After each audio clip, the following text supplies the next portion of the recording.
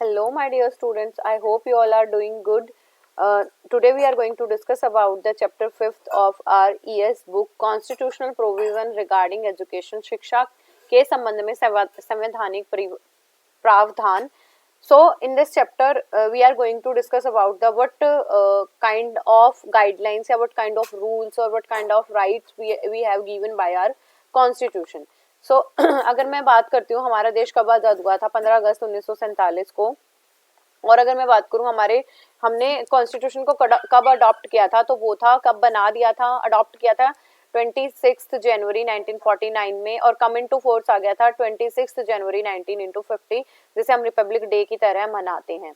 Okay हमारे constitution में right to education भी प्रोवाइडेड है. वो भी मैंने आपको बता रखा है कि 6 to 14 ईयर्स के हर एक बच्चे को free and compulsory education provide होगी. अब हम वन बाय वन बात करते हैं कि कॉन्स्टिट्यूशन ने ऐसे कौन से प्रोविजंस दिए हैं सॉरी प्रोविजंस दिए हैं जिनको हम क्या कर सकते हैं, मतलब जो प्रोविजंस हमारे एजुकेशन के लिए हेल्पफुल हैं. तो सबसे पहले जानो को कॉन्स्टिट्यूशनल प्रोविजंस होते क्या हैं. हमारे कॉन्स्टिट्यूशन ने कुछ फॉलोइंग डायरेक्शंस बताई हैं और कुछ सजेशंस प्रोवाइड किए हैं for development of education that is known as constitutional provisions for education. So these are the constitutional provision. कौन कौन से हैं.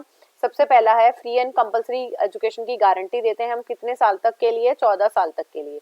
अब इससे एक साथ एक चीज और बताऊं मैं आपको कि 1976 से पहले जो इंडिया, देखो हमारे कॉन्स्टिट्यूशन में 3 लिस्ट है. कौन कौन सी हैं, 3 लेवल्स है हमारे फंक्शनिंग के, सेंट्रल लेवल, स्टेट लेवल और कॉन्करेंट. अब 76 से पहले जो हमारी एजुकेशन थी वो हमारी सेंट्रल लेवल पे आती थी. तो सेंट्रल लेवल की गवर्नमेंट ही अपने लॉ या कानून इस पे बना सकते थे. बट आफ्टर दैट ये हुआ कि अब हमारी जो एजुकेशन है वो हमारी समवर्ती सूची में आती है, ना तो केंद्र में ना राज्य में, समवर्ती कॉन्करेंट लिस्ट में आती है. स्टेट भी उस पर लॉ बना सकता है और हमारी सेंट्रल गवर्नमेंट भी उस पर लॉ बना सकती है. सो कुछ प्रोविजंस दिए हैं. आओ प्रोविजंस पे बात करते हैं. फर्स्ट प्रोविजन है article 45 provision for free and compulsory education for children. इसमें क्या प्रोवाइड किया गया है आपको, हर एक बच्चे को फ्री एंड कंपलसरी क्या एजुकेशन प्रोवाइड करनी पड़ेगी जब तक कि वो 14 साल का ना हो जाए. Facilities for instruction of mother tongue eight primary stage, और ये आर्टिकल 30 के तहत ये कहा गया है कि आपको जो भी एजुकेशन प्रोवाइड करनी है एट अ बेसिक लेवल तो आपको वो उनकी मदर टंग में ही करानी है. Provision of interest of minority, यहाँ पे no citizen is shall be denied to any educational institution. किसी भी कास्ट, किसी रिलीजन, किसी लैंग्वेज को बोलता हो पर आप उसको डिनाई नहीं कर सकते, कोई भी इंस्टीट्यूशन उसे डिनाई नहीं कर सकता है. Right to minority establish and administer education institution. Article 31 कहता है कि कोई भी माइनॉरिटी अपना स्कूल एस्टेब्लिश कर सकती है. आर्टिकल 32 कहता है the state shall not be granted aid to education institution discriminate against the institution. मतलब अगर कोई भी राज्य है वो किसी शैक्षणिक संस्थान को सहायता देते समय किसी भी प्रकार की डिस्क्रिमिनेशन नहीं कर सकता. मतलब अगर किसी भी इंस्टीट्यूशन को कोई सहायता मिल रही है तो आप वो ग्रांट कम नहीं कर सकते कि वो स्पेशल कैटेगरी से या माइनॉरिटी से है. फिफ्थ है freedom to attend at a religious instruction और religious worship in certain educational institution. कुछ शैक्षणिक संस्थान में धर्म के निर्देश या धार्मिक पूजा में उपस्थिति की स्वतंत्रता है. मतलब जैसे हमारे स्कूल्स हैं हमें प्रेयर करा सकते हैं. No religious instruction shall be provided any educational institution wholly meditate to the state fund. ऐसा कुछ नहीं है कि आपको कोई स्टेट या कोई इंस्टीट्यूशन ये कह दे कि आपको फलाना धर्म की शिक्षा प्रोवाइड करनी है. Nothing in clause 1 shall apply any educational institution which is administered by the state has been established under the endowment or trust which required a religious instruction. Which means ऐसे शैक्षणिक संस्थान पे बिल्कुल लागू नहीं होगा कि आप अपनी religious practices को अपने institution में करा पाओ. No person attend an educational institution recognized the state or receiving a state fund shall be required to take any part in religious instruction. मतलब जिसको अगर कोई भी प्रॉफिट मिल रहा है राज्य निधि की तरफ से तो कोई भी व्यक्ति ऐसी चीजों में इंडल्ज नहीं हो सकता जो रिलीजियस इंस्ट्रक्शन में भी उसे प्रोवाइड हो. तो इसका मेन यही था आपका कि आप किसी भी रिलीजियस वर्शिप को अटेन कर सकते हैं. No person. हाँ, नेक्स्ट हमारा 6th promotion of educational and economic interest और schedule caste, schedule tribe and other weaker section.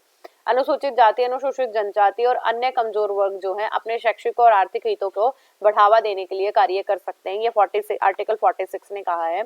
Article 51 भी provided the state shawl not be discriminate, मतलब हमारा जो राज्य है वो किसी भी प्रकार से किसी को डिस्क्रिमिनेट नहीं कर सकते।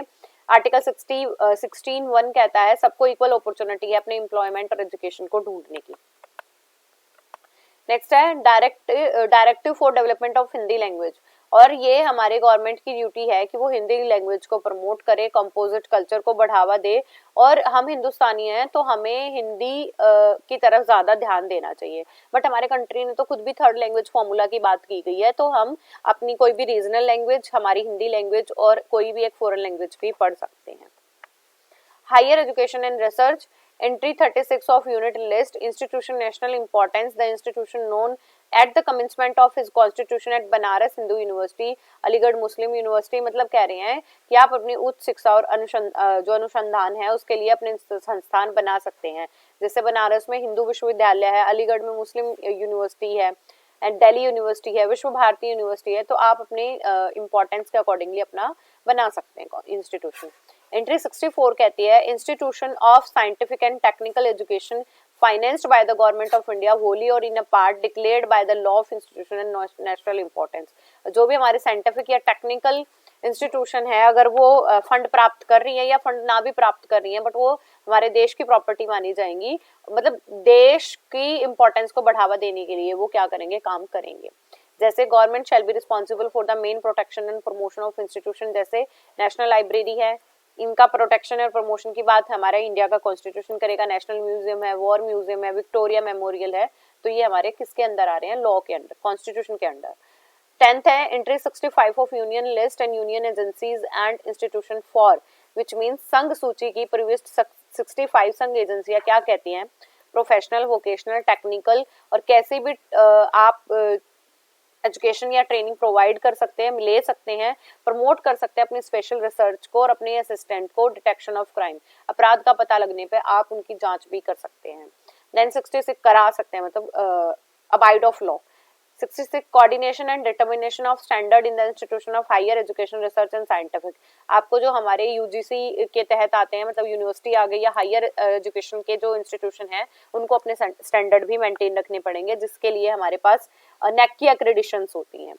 फ्रेमिंग एजुकेशन पॉलिसीज हम बना सकते हैं, जैसे हमारे पास बहुत सारी पॉलिसीज आई हैं, यूजीसी यूनिवर्सिटी ग्रांट कमीशन, इसके बाद हमारे पास सीबीएसई है, सेंट्रल बोर्ड ऑफ एजुकेशन, केंद्रीय विद्यालय केवीएस हैं, ठीक है, ये हमारे पास स्कूल्स हैं, तो ये हमारे हम एजुकेशन पॉलिसीज बना के इंस्टीट्यूशंस क्रिएट कर सकते हैं।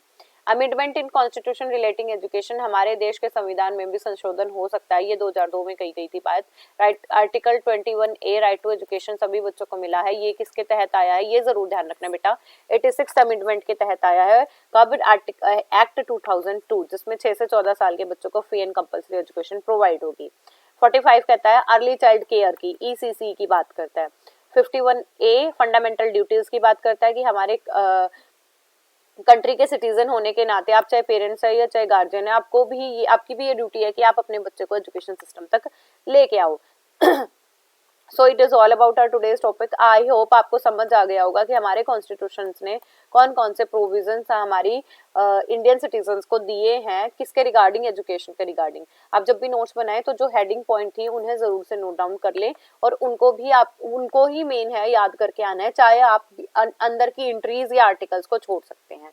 So it is all about our today's topic. Keep going, keep growing and keep learning my dear students, because our paper is much theoretical, तो आपको थ्योरी से रिलेट होकर ज्यादा लिखना है, बट डोंट फॉरगेट, आप ये चीजें जो फैक्चुअल हैं उन्हें हटा नहीं सकते, उन्हें अपने पास से क्रिएट नहीं कर सकते हो। जो बात जिस भी कॉन्स्टिट्यूशन के आर्टिकल के अंडर हो रखी है वो उसी आर्टिकल के अंडर रहेगी। If you are not that much, आप कॉन्फिडेंट नहीं हो, तो आप बेशक से आर्टिकल मेंशन ना करें, बट आप उनके बारे में जरूर से लिखें। So don't forget to like and share. Bye bye, take care.